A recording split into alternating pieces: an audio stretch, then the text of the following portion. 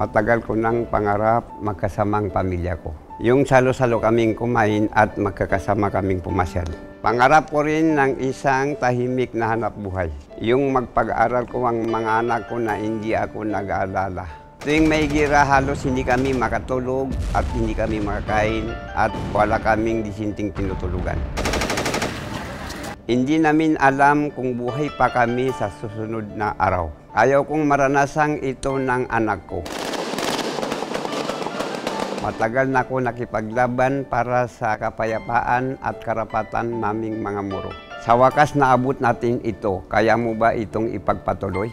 Isa si Tatay sa mga matapang na nangarap para sa ganap na kapayapaan sa Mindanao. Nalagdaan na ang Bangsamoro Framework Agreement. Ituloy natin ang kanyang pangarap. Kataya, hawak na natin ang kapayapaan. Hahayaan pa ba natin itong mawala?